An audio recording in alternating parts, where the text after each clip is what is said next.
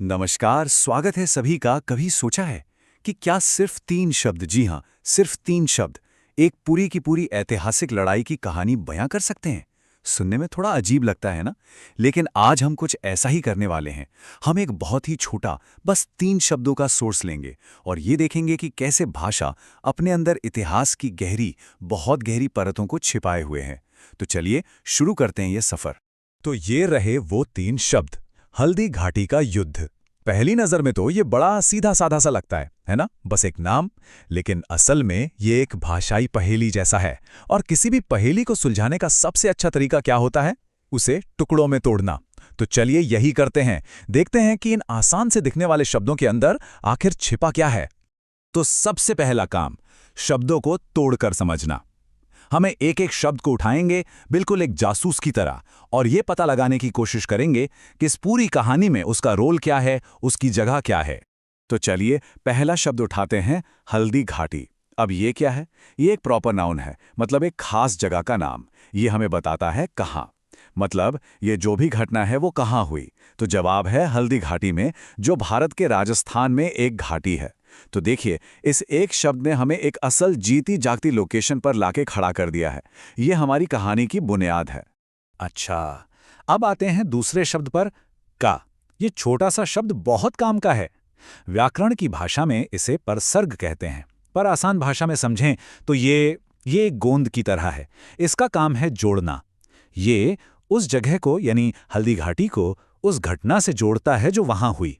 तो ये एक पुल बना रहा है, एक रिश्ता बना रहा है दोनों के बीच। और अब पहेली का आखिरी टुकड़ा, युद्ध। ये शब्द हमें बताता है क्या, मतलब हल्दी घाटी में हुआ क्या था। कोई त्योहार, कोई मेला नहीं, एक युद्ध हुआ था, एक बड़ी लड़ाई, एक संघर्ष। तो अब देखिए हमारे पास क्या क्या है। हमारे पास कहाँ है? हल्दी घाटी। हमारे पास क्या है? युद्ध। और इन दोनों को जोड़ने वाला का भी है। तो चलिए, हमने सारे टुकड़ों को तो समझ लिया। अब वक्त है इन्हें वापस जोड़ने का। देखते हैं कि ये सब मिलकर क्या तस्वीर बनाते हैं। ये देखिए कितना साफ है। सबसे पहले आता है स्थान, यानी हल्दी घाटी। फिर आता है वो शब्द जो रिश्ता बता रहा है, का। और आखिर में आती है वो घटना, यानी युद्ध। है ना एकदम लॉजिकल? एक के बाद एक सब कुछ अपनी सही जगह पर बैठ रहा है।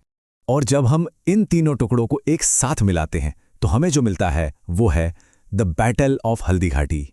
देखा कैसे 3 बहुत ही साधारण से शब्दों ने मिलकर एक खास ऐतिहासिक घटना को एक नाम दे दिया। पहेली सुलझ गई। लेकिन रुकिए, कहानी यहां खत्म नहीं होती, बिल्कुल नहीं। नाम का मतलब समझ लेना तो बस शुरुआत है। असल बात तो यह है कि उस नाम के पीछे जो इतिहास छिपा है, उसका महत्व क्या है। तो चलिए अब जरा सतह के नीचे झांकते हैं और इस नाम के असली वजन को समझते हैं। यहां दोनों चीजें आमने सामने हैं। एक तरफ है इसका शाब्दिक अर्थ, the battle of Haldi Ghati, और दूसरी तरफ है वो कहानी जो इसके अंदर छिपी है। ये सिर्फ एक नाम, एक लेबल नहीं है। ये तो इतिहास की एक किताब के पहले पन्ने जैसा है। ये नाम हमें एक दरवाजे तक ले जाता है जिसके पीछे एक खास जगह पर हुए एक बहुत बड़े संघर्ष की पूरी दास्तान है। और मेरे ख्याल से यही आज की सबसे बड़ी बात है, सबसे जरूरी सीख। जब हम किसी नाम को इस तरह से तोड़कर देखते हैं तो हम सिर्फ उसका मतलब नहीं जान रहे होते, बल्कि हम उस बड़ी विशाल कहानी को समझने की तरफ अपना पहला कदम बढ़ा रहे होते हैं, जिसका वो नाम एक प्रतीक है। कह सकते हैं कि हर नाम अतीत का एक सुराग होता है। तो इस सफर को हम इसी एक सवाल के साथ खत्म करते हैं।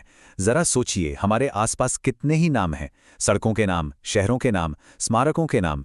इनमें न जाने कौन कौन सी अनकही कहानियां, कौन कौन सा इतिहास छिपा होगा, जो बस इस इंतजार में है कि कोई आए और उसे खोज निकाले।